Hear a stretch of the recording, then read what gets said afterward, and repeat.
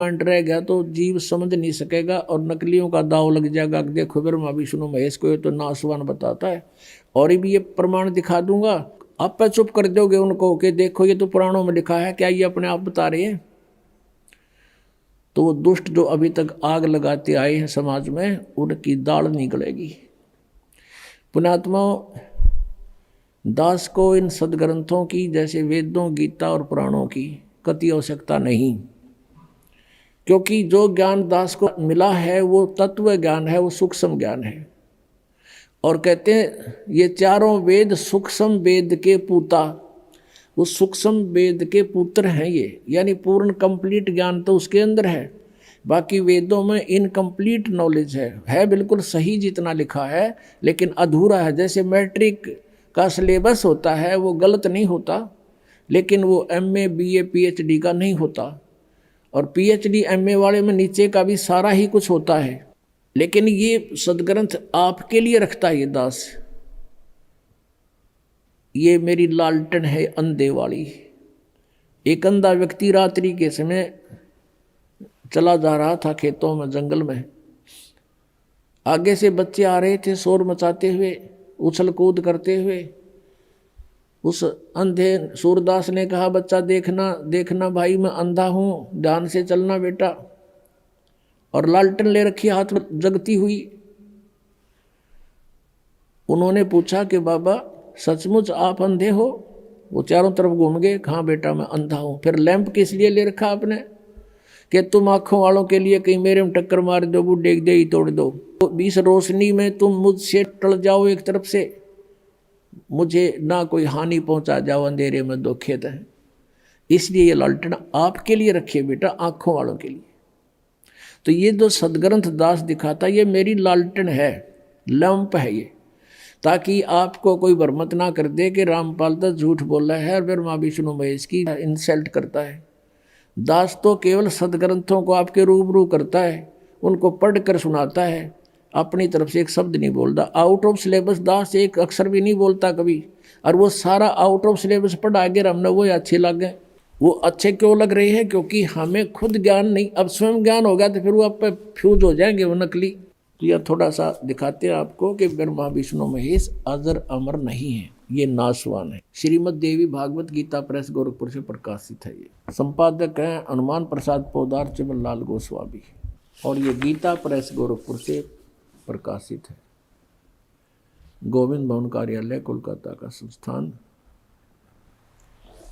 इसके 123 पृष्ठ पर ये चंद पंक्ति हैं, ये बहुत सा काम हमारा हल कर देंगे।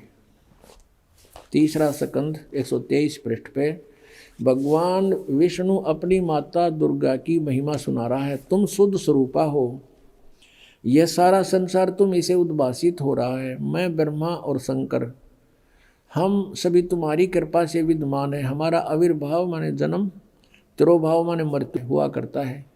हमारा तो जन्म और मृत्यु होता, केवल तुम ही नित्य हो, जगत जननी हो, प्रकृति और सनातनी देवी हो। भगवान शंकर बोले, देवी यदि महाभाग विष्णु तुम्ही से प्रकट हुए हैं तो उनके बाद उत्पन्न होने वाले ब्रह्मा भी तुम्हारे बालक हुए। फिर मैं तमोगुणी लीला करने वाला शंकर क्या तुम्हारी संतान नहीं हुआ? अर्थात मुझे भी उत्पन्न करने वाली तुम ही हो। शिवे संपूर्ण संसार की सृष्टि करने में तुम बड़ी चतुर हो। इस संसार की सृष्टि, स्थिति और संहार में तुम्हारे गुण सदा समर्थ हैं। उन्हीं तीनों गुणों से उत्पन्न हम, रजगुण ब्रह्मा, सतगुण विष्णु, तमगुण शिव जी, ब्रह्मा विष्णु शंकर नियमानुसार कार्य में तत्पर रहते हैं। अपने आत्माओं, इस पवित्र पुराण ने, ये चंद पंक्तियों ने 4-5 कंसेप्ट क्लियर कर दिए। एक तो ये स्पष्ट हो गया कि ब्रह्मा विष्णु महेश नासवान है, इनकी जन्म मृत्यु होती है। दूसरा ये हो गया कि दुर्गा इनकी माता है।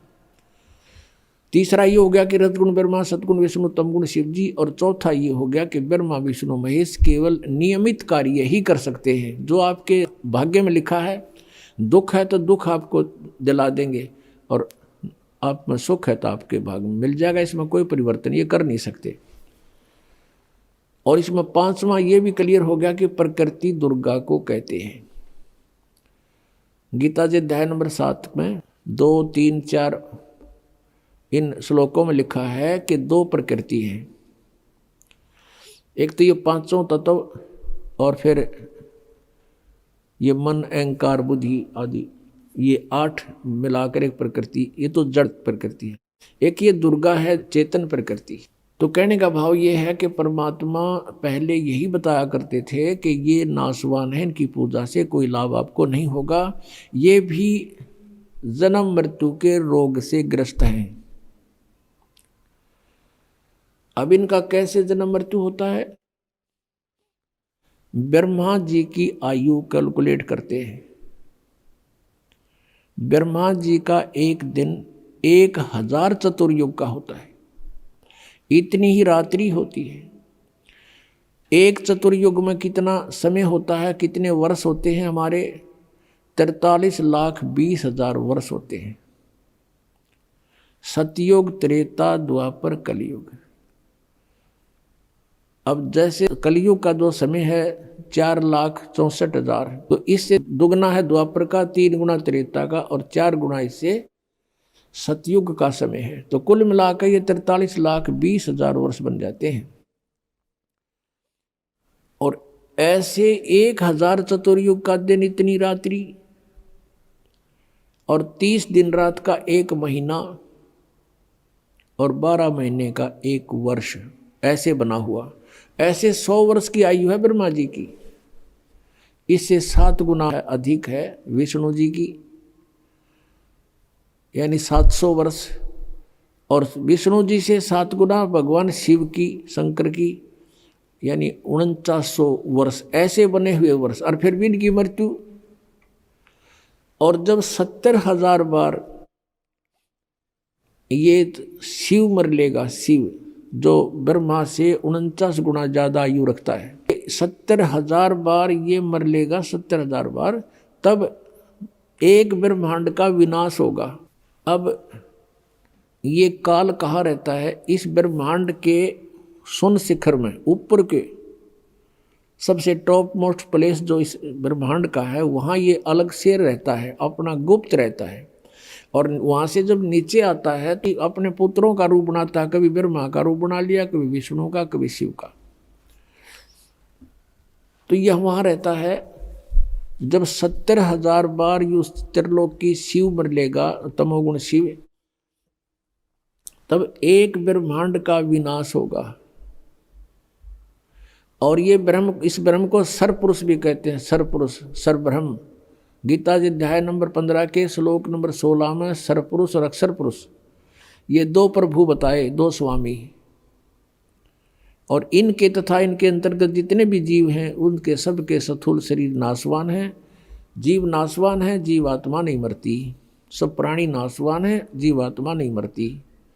वो तो सबके नहीं मरती, कुत्ते के देह की भी अमर है। और उधर से फिर 17वें श्लोक में कहा है 15वें अध्याय के गीता जी में कि उत्तम पुरुष है तू अन्य परमात्मा इति उदाहरते है। वो वास्तव में परमात्मा तो इन दोनों से अलग है, सरपुरुष और अक्षर पुरुष से। उसी को भगवान कहते हैं। परमात्मा में भगवान, भगवान का अर्थ होता है जो केवल सुख दे, दुख ना दे, उसको परमात्मा कहते हैं। और फिर कहा कि वही तीनों लोकों में प्रवेश करके सबका धारण पोषण करता है, वो है अविनाशी भगवान।